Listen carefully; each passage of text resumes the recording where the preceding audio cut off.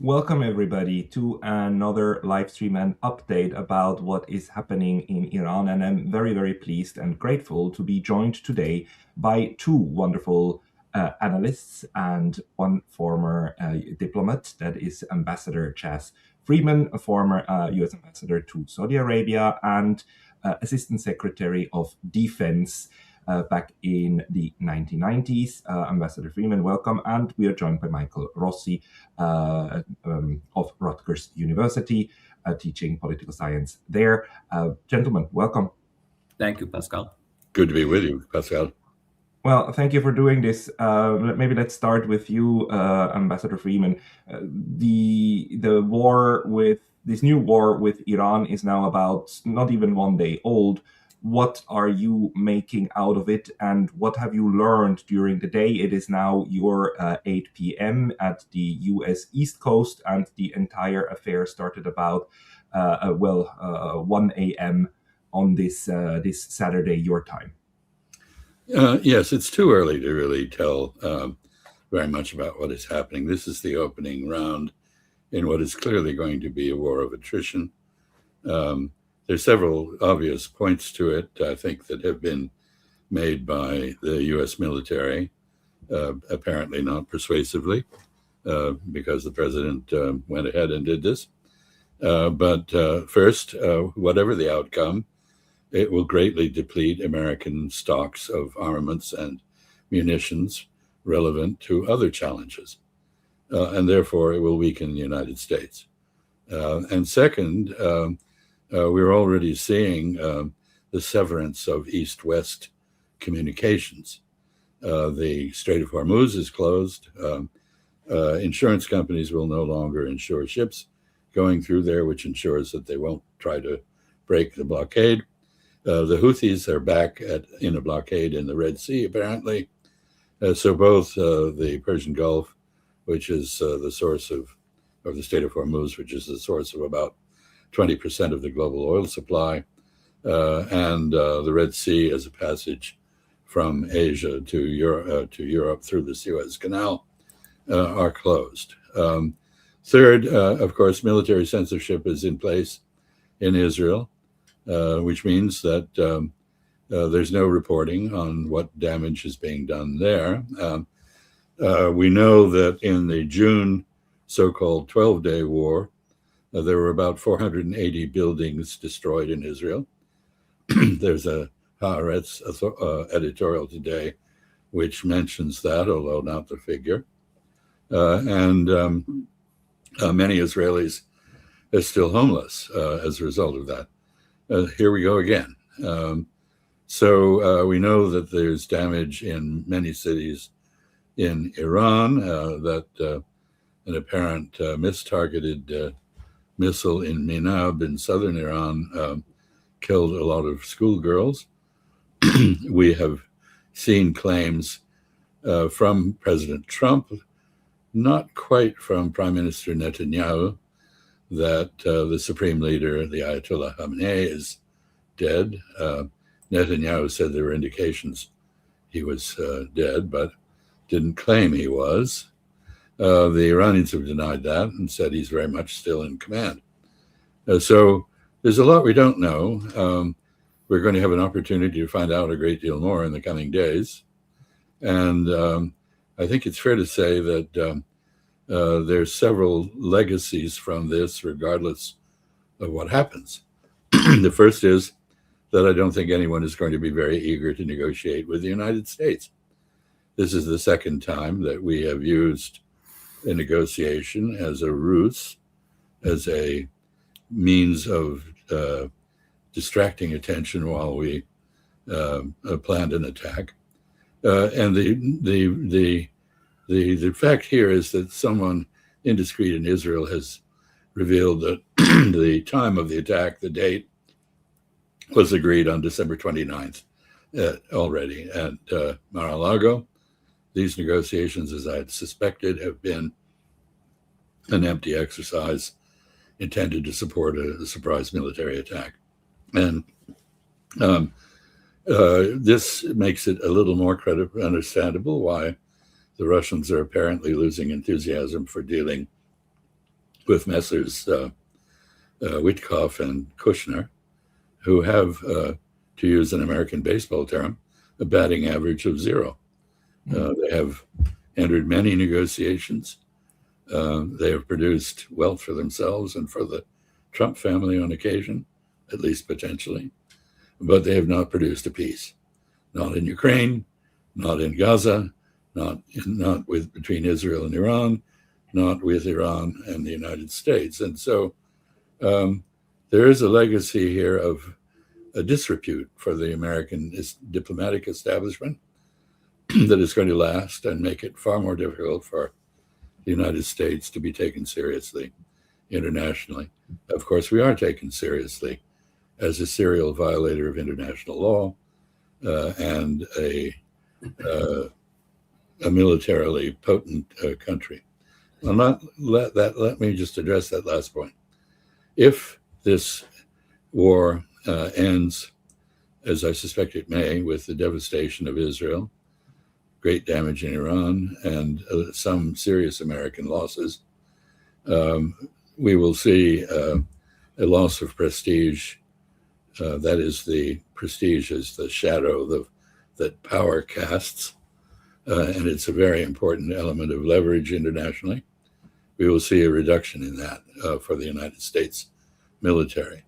If the United States military is successful, we will nonetheless, as I indicated earlier, see a reduced capacity on its part due to shortages of munitions and other weaponry, which reflect the decay in the American military industrial base. So all this is not good, and it, one way or another, promises to increase the danger of war. I guess I should say one last thing, and that is that the American objectives in this war for a long time were unclear. There was a whole laundry list, one stopping the so-called nuclear program, which the intelligence agencies have never verified to have existed. In fact, they've been quite sure that it didn't. So it's a fiction, like Saddam Hussein's nuclear program, which led to the 2003 invasion of Iraq. Second, the need to respond to protests, which the Secretary of the Treasury has claimed credit for instigating with the collapse of the Iranian rial, which immiserated huge numbers of Iranians and brought them into the streets, where there were in place 50,000 Starlink receiver sets to coordinate the escalation of the protests into riots and violence. Third, that Iran has developed a formidable deterrent in the form of its missile force, and that should be eliminated. So we've been saying in these negotiations, apparently, you must eliminate your defense capabilities, or we will bomb you. And if you do eliminate your defense capabilities, well, you're on your own. Fourth, Iran has been in these talks because it wants relief from sanctions, which have crippled the Iranian economy and led to the protests and the aftermath of those. That has not been on offer in these negotiations. What has been on offer is no new sanctions, but even that was phony. So we have a situation in which a series of demands in the negotiations, which were clearly calculated to make those negotiations fail, has in fact produced nothing but a deception for a surprise attack. I don't think that there's anything going to come out of this for anybody that's very good. I suspect Israel will regret having put Trump up to this. I suspect Trump is in a box politically, and I think the Iranians are once again suffering the consequences of the dynamic I've just described. I'll stop. Yeah, thank you very much for this assessment. And Michael, I'll let you react to this. I just want to point out that we are being told that that the Ali Khamenei, the supreme leader, is apparently dead. I mean, this is now making the rounds on Twitter and on the establishment media. Yes, Pascal, may I interrupt? He's Yes. been declared dead on at least 6 occasions previously by the Israelis. So I think the Iranian government has denied that he's dead, said he's in charge. I think it's an open question. Anyway, here's a question. If the supreme leader is dead as a result of an assassination attempt conducted with the use of a military attack, what's wrong with trying to assassinate Donald Trump? Yeah, precisely. I mean, why would they then not try to do that? Do you actually think, Ambassador Freeman, that this could be on the cards? Could an assassination attempt on Donald Trump be tried now? Well, it's possible. Of course, there's been what I think was a fallacious claim that already there was an Iranian assassination attempt on Trump. But this is back to the unlearned lesson of 9/11. If you bomb people, they will bomb back. If they don't have an air force, they'll repurpose passenger planes as cruise missiles. They will find some way to retaliate. And reciprocity is the name of the game internationally. So if you have no respect for international law or morality or decency, and you assassinate your counterparts, you should expect them to follow the rule of the mafia and pay you back. And of course, until now, this is exactly what Israel has been doing. It always went after the leadership of its enemies, of Hamas and Hezbollah. But this is the first time that an enemy is big enough that it actually could try to successfully do a counterstrike. Michael, what do you think that this situation now will produce politically, and war politically? Well, I am glad that we waited until the end of the day to talk about this. Sophocles, I'm to paraphrase a famous statement by Sophocles, one must wait until sunset to see how splendid the day has become. Yes. I dare say that there's anything splendid at the end of this day, but to add first to a few things here that Ambassador Freeman had mentioned. Just within the hour, Iran confirmed the death of 4 of Khamenei's family members. Right. So one of his daughters and a grandchild. But as far as Khamenei himself is concerned, his whereabouts remain hidden. People within his family are denying the rumors that he was killed, and until I get a confirmation from Iran itself that Khamenei is dead, I'm going to take all of this with not just a grain of salt, but with a salt mine. The United States and the Israeli leadership have just lied multiple times. It's a bold lie to make, if it is one. So we are effectively within the first 24 hours dealing with much in the so-called gray zone. Right. That is ultimately what we are dealing with here. One thing before I get to the issue about assassination and international law is that, again, gray zone here.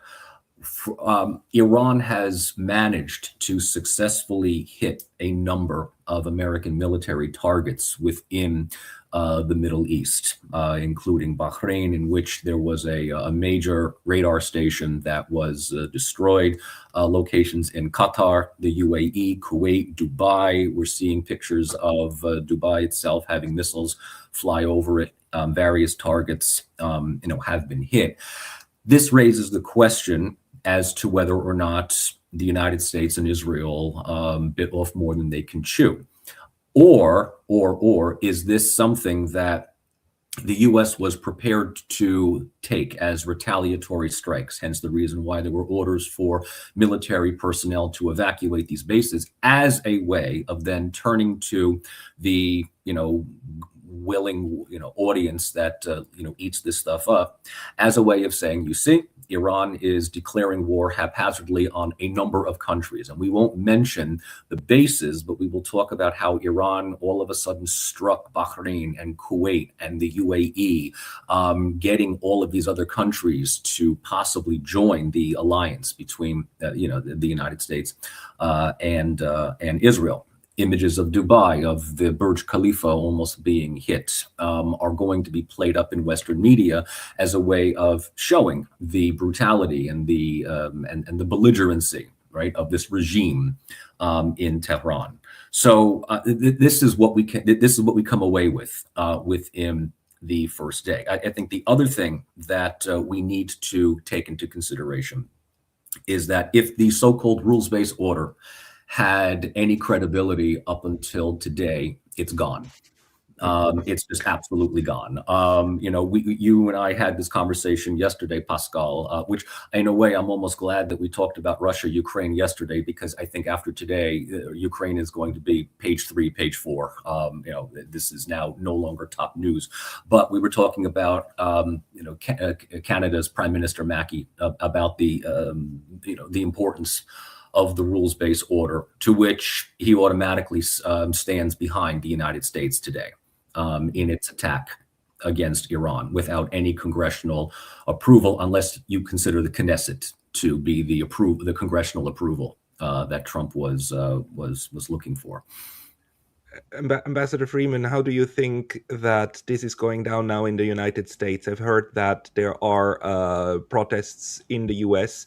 Donald Trump, in his speech, he even used the word war. He said, like, casualties will happen in war.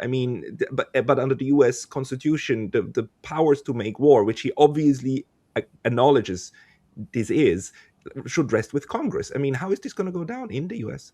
Well, I think this is, in fact, a further extension of the ultimate proof of the collapse of constitutional order in the United States. This is the end of the American Republic.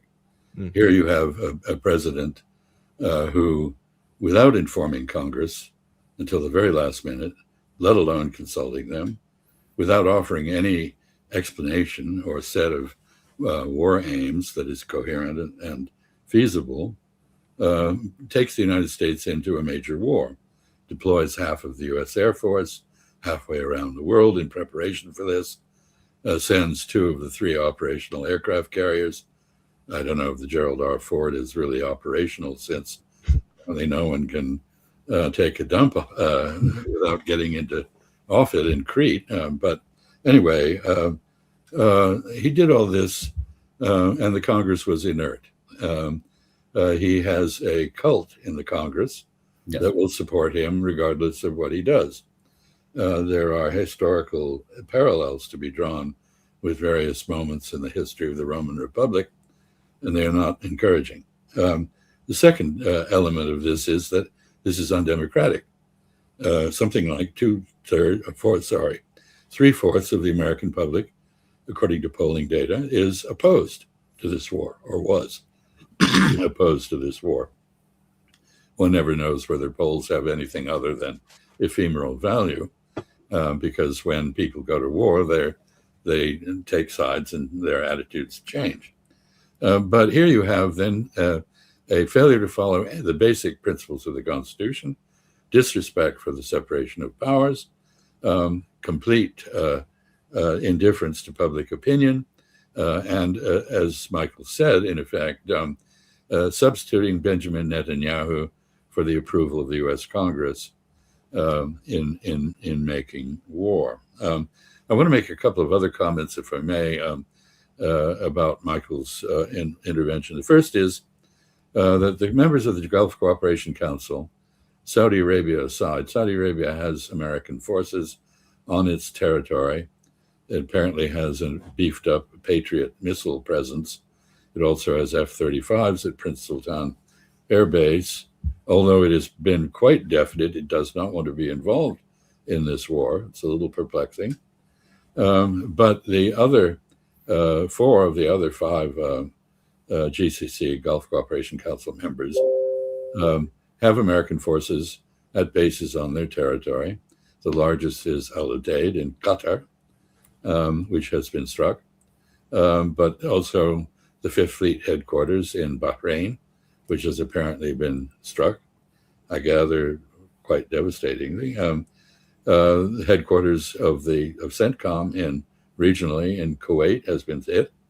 And as Michael mentioned, we've seen drones striking Dubai, and the airport there, the largest in the world, is shut down. So all of this is a dilemma for the Gulf countries. They don't want this war.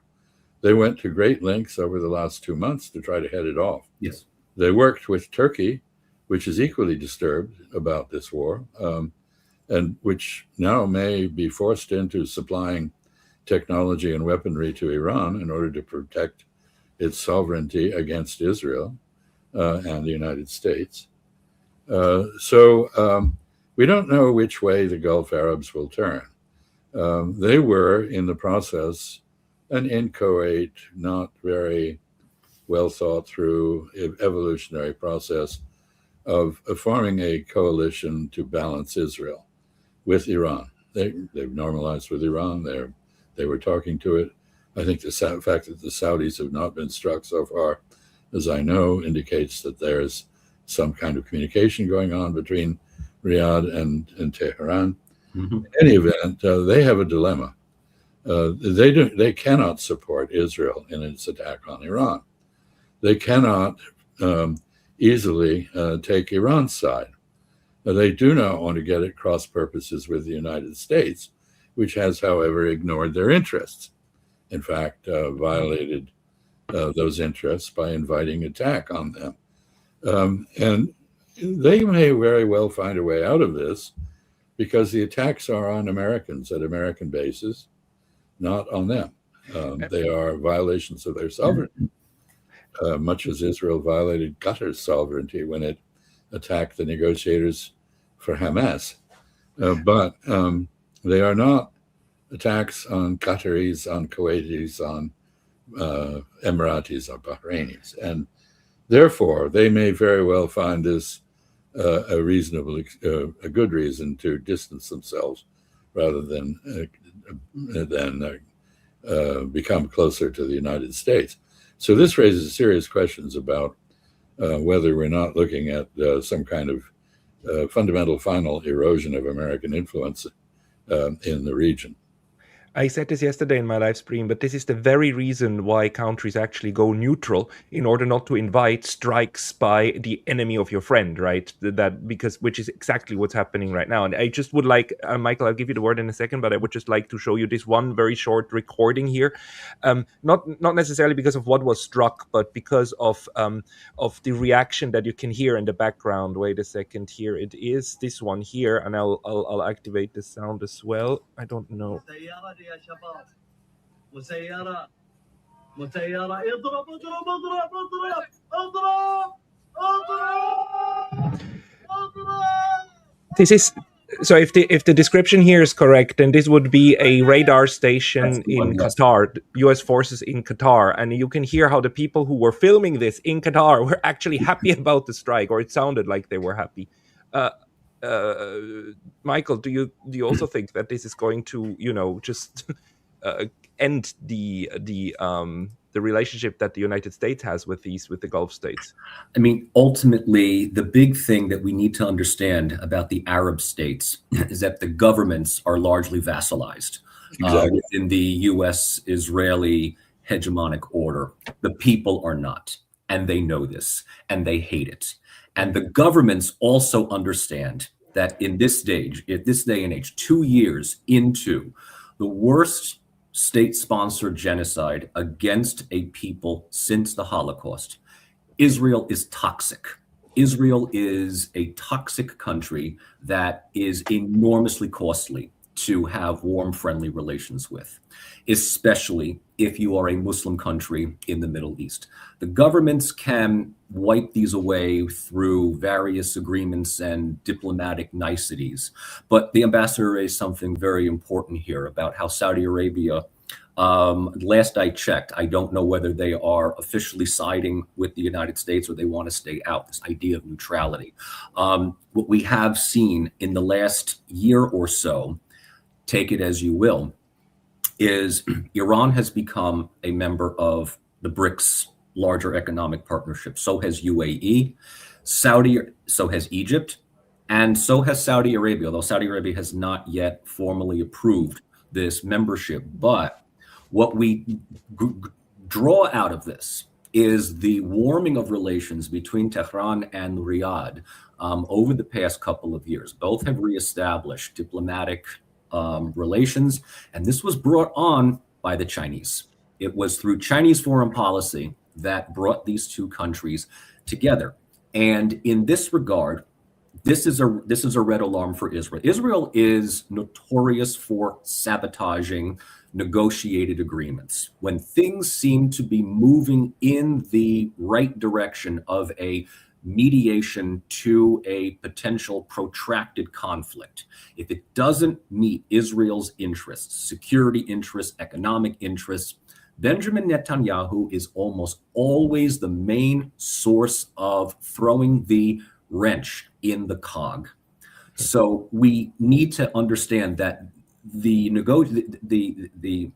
dialogue between the United States and Iran, some people will say this was little more than rhetorical cosplay to gear up for a military intervention. That may very well be true. There's, yesterday when we were talking about the 4-year anniversary of the war in Ukraine, I recalled that on the day of the launch of the attack 4 years ago, Vladimir Putin had referred to the United States as an empire of lies, in which they feign the need to talk out something, but in the meantime they are gearing up for it's stall, it's distract, and then let's tell Ukraine afterwards, forget Minsk. We'll give you the arms, the ammunition, the green light, go and take, Donbass in the way that Aliyev had, retaken Nagorno-Karabakh, or Tudjman had taken back Krajina in ex-Yugoslavia. But the talks were fruitful, at least as far as the Gulf states were concerned, and this was very much a concern for Israel. And it harkens back also to an earlier attempt at finding a negotiated solution to Iran's nuclear energy pursuits. You all may remember the Joint Comprehensive Plan of Action that was largely supported by Barack Obama in the last years of his term in office. And it was producing the results that everybody had wanted. UN weapons inspectors were going into Iran. They had unfettered access to all of the sites, and they came back with very positive news that Iran was cooperating. And one of the big things that comes out of this JCP, or did, I know it's dead in the water now, was that further cooperation would result in the elimination of sanctions and frozen assets around the world. So it's what we would call positive sanctions, right? It's what we would call it more of a carrot than a stick. And this was a major incentive for Iran to cooperate because it gave them access to frozen overseas bank accounts that they were unable to access since 1979, but had since been accruing interest. So you can only imagine the major, pile of money that would be. And Netanyahu once again said that this was unacceptable. We are effectively giving money to a terrorist state that wants to wipe Israel off the map. And when Trump was running for president the first time around, he got right behind this and said that if he was elected, he would absolutely pull out of the JCPOA, which is exactly what he did. And then with the 12-day war that ensued last summer between Iran and Israel, I mean, this I think was the death knell of whatever was left of Iran's negotiated, pursuit of some settlement for its nuclear energy policy. So, in a way, conflict resolution, at least in theory, seeks to avoid the actual outbreak of conflict, but yet one of the major obstacles is always one extremist element, one hardliner, is what I say in my conflict resolution class. The most insane person in the room defines reality. And Benjamin Netanyahu has been an excellent insane person for years in scuttling any attempts at finding some degree of agreement, cooperation with many of the Muslim states. Ambassador Freeman, do you want to react to this? Several comments. First, I think we need to be clear about what Israel's aims are, since the United States has no coherent set of objectives. We have a laundry list, as I indicated, and we resort the laundry periodically. What's on top depends on what time of day it is. But Israel is quite clear. They want to eliminate Iran as a competitor, as a source of threat in West Asia. Therefore, their objective is the destruction of Iran. They might very well echo Cato in, saying Carthage must be eliminated. And I think this is the fundamental objective, and they are unvarying in their pursuit of it. They have an idea of what they want. Trump doesn't have any idea what he wants, except glory and the approval of the Zionist lobby. Let me make a couple of other minor comments. First, the use of diplomacy as deception was also apparent in the case of Venezuela, where there were negotiations going on with Nicolás Maduro right up to the moment when he was kidnapped in the criminal assault on Caracas. Second, a comment on the rules-bound order. This is a great concept. It is one of the pillars of Western civilization, a great achievement. It took probably 3 centuries for us to come up with a system based on consensual acceptance of international rules of law. And we did that. And that was a great American achievement in this right after World War II. However, in the Biden administration, the rules-bound or rules-based order was redefined to mean rules we make from which we exempt ourselves, but which we insist others follow. And when we were in a generous mood, we included the G7 in the rulemaking role, but generally it was unilateral. I think that order disappeared completely with the Trump administration's rise to office. In fact, in the first administration, I remember there was an article in Foreign Affairs which denied that there was anything, there was an international community. There was no international community. We asserted the right to behave unilaterally, and that's what we continue to do. So we are now, I think the law of the jungle is sometimes used as an analogy, but even the jungle has rules. I'm not sure that there's any rule that applies now. I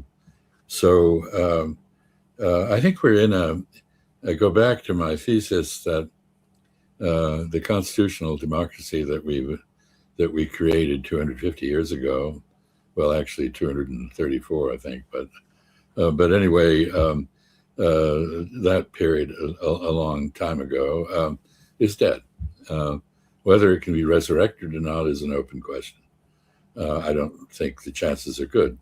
But equally important, domestic chaos, policy chaos, disrespect for the law has now been exported to the global order. And we are in a period of global disorder in transition to something we don't quite know how to describe, but which clearly one very large possibility is that we will so discredit ourselves and so isolate ourselves with protectionist measures and the abuse of our power, for example, taking down the dollar by using it in the way that we do to weaponize it against other countries, we will so thoroughly remove ourselves from the decent company of the rest of the world that we'll end up with a world in which we are all by ourselves. Everybody else is engaged in globalization. Universal order of the UN that we created after World War II will be replaced by a series of regional orders that may or may not reflect local hegemony. And we are transforming the world in a way that we just don't understand. I think there's much more at stake here in this assault on Iran, then many people realize this really is, as Chancellor Scholz once said, that Zeitenwende, an epical change in progress. And we're in the middle of it, and of course we don't understand it.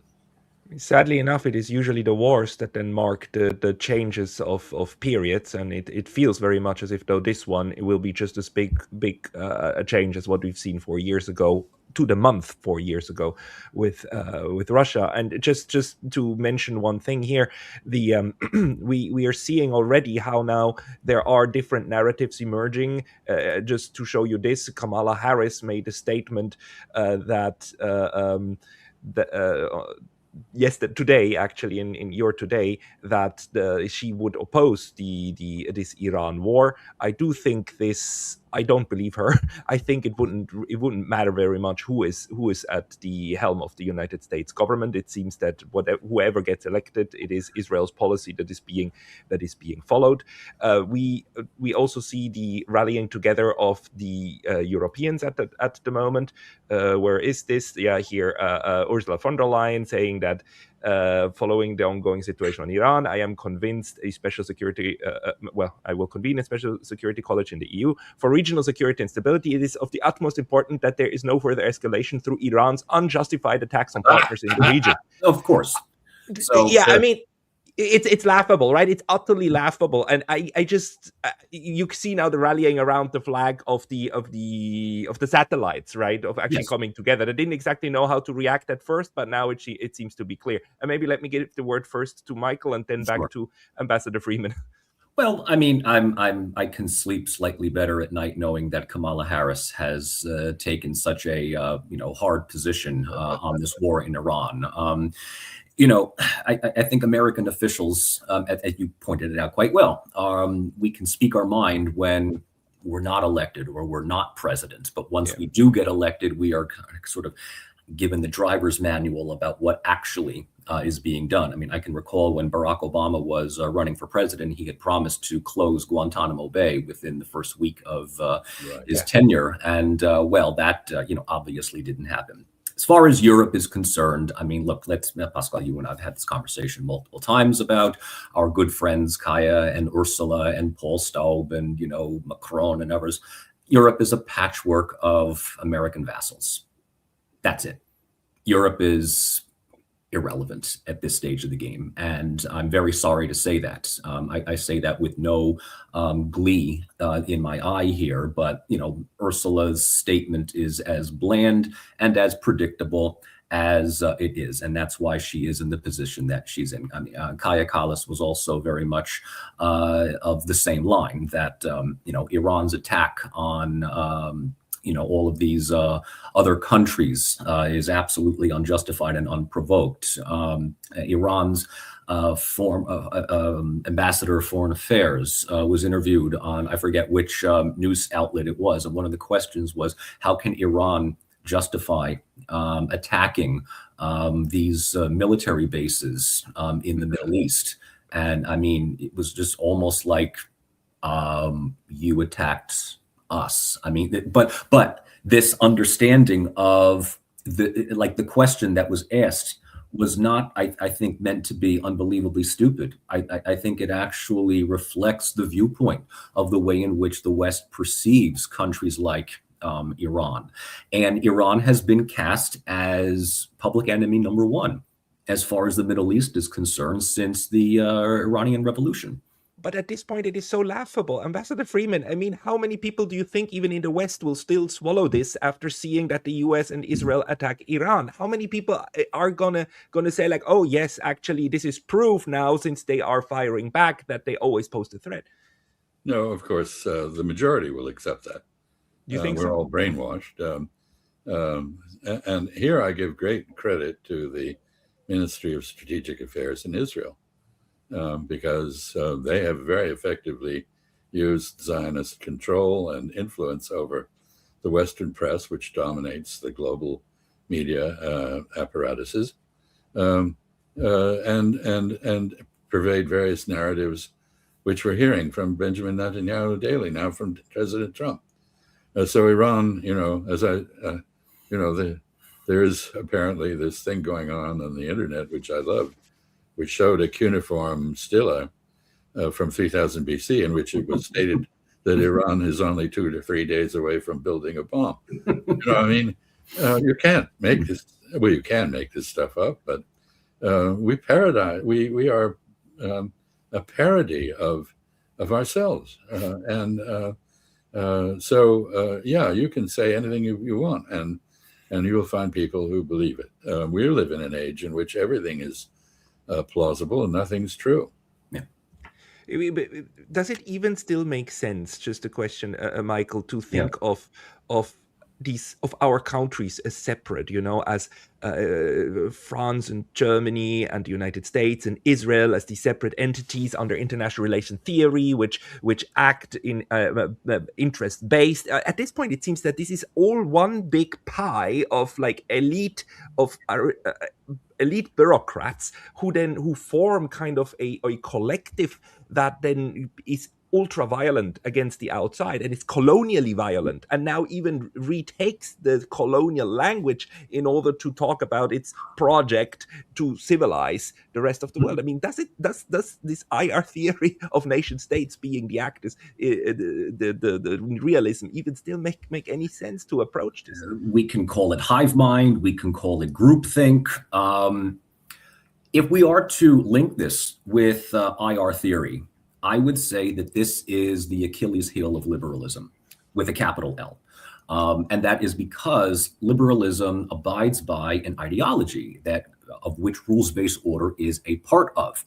Liberalism adheres to, in my opinion, quite optimistic and quite commendable philosophies and morals. The understanding that there is a set of universal human rights that must be protected, and that states have a moral responsibility to protect their own citizens as a way of justifying sovereignty. All of this has been embedded within the Charter of the UN. And I'm not here to knock any of that. But what ends up happening, unfortunately, is liberalist states like the US and the UK and France and Australia and Germany and the like, they end up believing that they have this moral right, this moral crusade to engage in states that they feel are enemies of these universal values. And oftentimes these states embody different ideologies. So whether it is, Islamic theology in Iran, and please let's not, get the Iranian regime off the hook here. I mean, we are not talking about a wonderful, harmonious government, okay? But to criticize it does not necessarily mean that we have the right to overthrow it. Cuba, being communist, is in the minds of the United States. Not only that, but located within 90 miles off of Florida's coast, is an absolute affront to American security, but also the understanding that it violates the Monroe Doctrine. Russia, China, North Korea, you name it. Interestingly enough, this is not so much liberalism anymore, but that wonderful little modification that I always bring up, constructivism. Constructivism is a phenomenal way of how one state perceives another state to be. And that perception based on narrative, embedded, path-dependent foreign policies, or just simply the idea that if you are going to be the head of state of one of these countries, you have to march in lockstep with your allies. And in that regard, you see this country as a particular violator of international human law. Of course, this is all laid bare when Europe is once again condemning the actions of Iran or Russia, but turning blind eye and deaf ear to the kidnapping of a head of state in Venezuela, to a full-on blockade of Cuba by the United States, and to anything that Israel does. In fact, in some cases, criticisms of the state of Israel within these states by ordinary civilian protesters are seen as bigger threats to internal security than what the Israeli state has effectively done, as the ambassador is very much. And look, this is not conspiracy theory. This is not rabbit hole right-wing talk. This has been thoroughly documented by John Mearsheimer and Stephen Walt, the book The Israeli Lobby, which was very controversial when it came out, but everybody is looking at it now and saying, Israel has done its work in absolutely owning as many political officials as possible to get them to agree with their own actions within the Middle East. Ambassador Freeman, very boring book in which every sentence has a footnote. Yeah, that's true. That's academia for you. But, I think there's Pascal, your question is a good one. I think it's my great-grandfather, Robert Ezra Park, who was a founding sociologist, claimed there are communities that are defined by communication networks, or in his case, he argued newspapers. That a newspaper was the sign of a community. Of course, that was before they became corporate and oligopolistic. But the West is a community. We communicate with each other. We have certain common values that we assert, and we are superior hypocrites. We follow double standards with great abandon. I just read a Haaretz editorial this morning, or this afternoon, I guess, and I can't remember the exact quote, but it was quite wonderful. It said, with regard to Iran, we cannot deal, and there's no reason to negotiate with a country that has nuclear weapons, oppresses the people in its charge, murders and assassinates people, and otherwise shows a disregard for international law. And I thought, what a wonderful description of Israel. Yeah. Can I jump in? I wanted to just mention, sorry, Pascal, but I wanted to just mention this thing is that to your question about how many people believe this. Ambassador was a little bit more pessimistic than me. I'm a bit more optimistic about how many people truly believe the rhetoric, right, that is coming from these so-called political officials, whether they're in Washington, London, Paris, Brussels, Berlin, Tel Aviv, among others. Older generations probably do. And that may be because they are adherents to legacy media, which effectively just spins the narrative that the state approves of. Mm-hmm. Younger generations, on the other hand, and here when I say younger, I'm talking about people largely 40 and younger. They have largely abandoned, they've cut the cable. They do not subscribe to the New York Times or the Washington Post, CNN, MSNBC. They don't do that. They get most of their media, most of their information from social media, from Telegram, from Instagram, from TikTok, from YouTube, Substacks, podcasts, whatever. And so when state leaders say one thing and older generations just say, okay, we have to march in lockstep, younger generations know that this is just some of the worst lies out there. I mean, this is just what it is. It's just absolute lies. Now, I think the sad thing is that we know they're lying. They know that we know that they're lying, but there's nothing that we are going to be able to do about it unless we somehow organize, raise awareness, organize rallies, which may explain why when TikTok becomes too inconvenient for the Ministry of Truth, it has to just simply be bought out. CBS bought out. Even CNN is going to be bought out. But it's going to be bought out by basically the equivalent of the editorial staff of Pravda, 1988. Right. 1988, mind you. Okay, so this is in full-on bureaucratic decay. Yeah, it's even worse. I mean, TikTok, forced to be sold to the Israelis, basically. I mean, you cannot put it any differently. It's like, you can see the empire trying to strangulate anything that would change what you talked about, Ambassador Freeman, the way that we discuss these. The other phenomenon, of course, is Carolyn Levitt and company. These people resemble no one so much as a Soviet apparatchik, in terms of their tortured distortion of facts and logic. and shamelessly so. I think the shamelessness of a great deal of this is its distinguishing characteristic.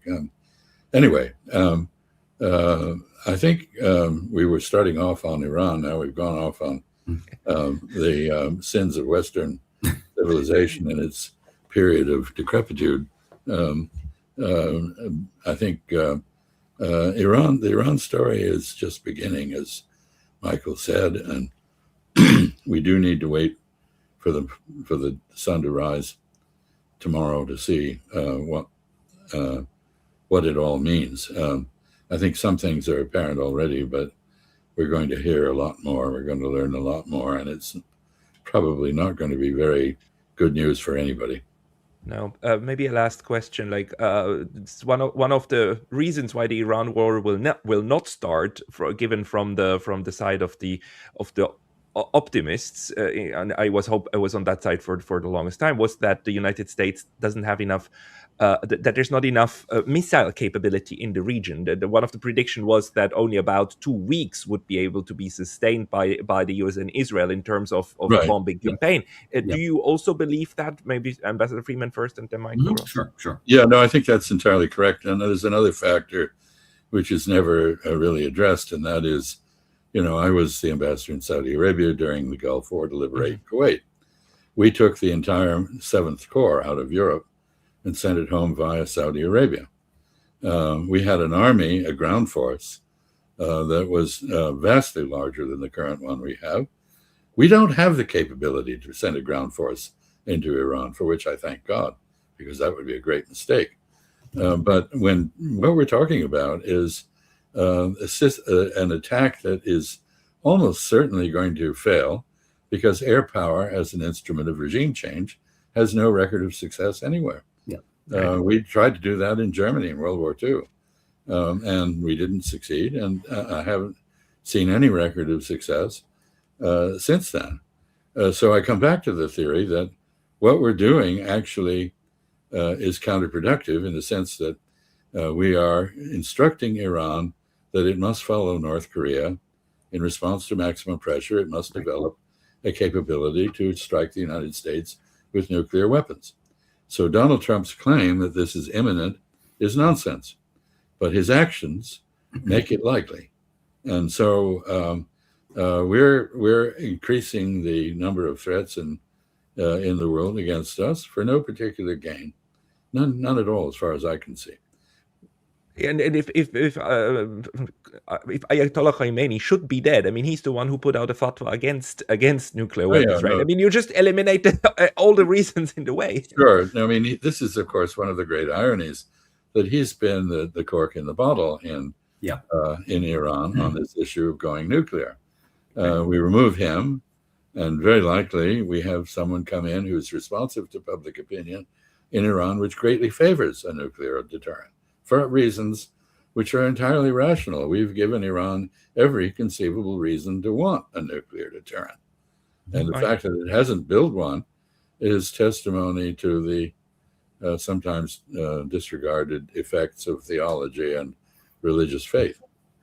Michael, do you have something to add to this one point? I mean, we are at the end of the first day. Let's see what happens when the sun rises. I guess the one thing that we can at least draw on, and that is, the finding out the thought process of our mad king, Donald I. I think if there is only one logical thing to understand about him, is that he does not operate on logic. He does not operate on any long-term strategy, whether it's Venezuela or Cuba or Ukraine or now Iran. He might get bored and switch tactics to China at one point. He's like Switzerland. He's going to go after Switzerland. Switzerland, Pascal, please. No, that one is easy. Cut us off from the US dollar, and we're dead. We die. All 9 million of us. Yeah, or Greece or something like that, right? He kind of comes across as, that great line that Heath Ledger's Joker character said. He just says, "I just do things." He's like a dog who chases a car. He wouldn't know what to do if he catches it. And I believe that he can be swayed one way or the other to just wag the dog, move distracted attention around. Somebody had even said that, what is this, Operation Epic Freedom? It's really Operation Epstein, anger or Epstein fury or whatever. So, in that regard, I think the one thing that we need to understand about Trump is that he's very haphazard, and his inner circle are at best, staffed with incredibly belligerent opportunists like Marco Rubio and J.D. Vance, and at worst are populated by yes men sycophants like Pete Hegseth and Steve Miller. But guess what? These are the insane people that determine the reality today. Ambassador Freeman, the very last word goes to you, and then we finish.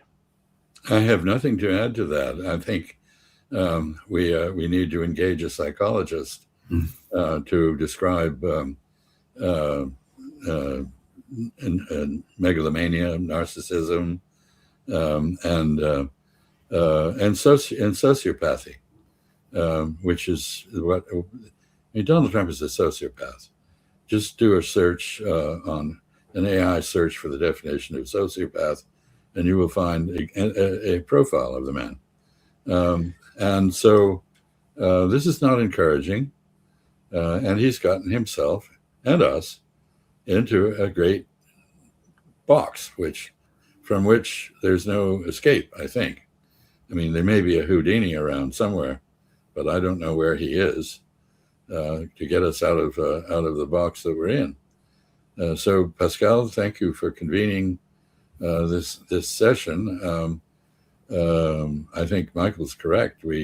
This is the beginning, and not the beginning of the end, not even the end of the beginning. Beginning of the beginning. Beginning of the beginning, exactly. Yes. If anything positive will come out of this, then that it maybe is the beginning of the end of the Ukraine war, because we've got the next one now. Sadly, it's only war ends war. It's insane. Poor Ukrainians. I feel so sorry for them. The biggest victims. Yeah. The million or so people who died, including the Russians on the other side. Yes. My friends, thank you very much for all of your thoughts. It's greatly appreciated. It helps to get some clarity. Everybody online, if you want to support what we're doing, please go to Substack. This one here, pascalotta.substack.com. There you can find also a lot of updates. There we can stay in touch when things happen. And everybody, thank you very much for your time today. Thank you all. Thank you.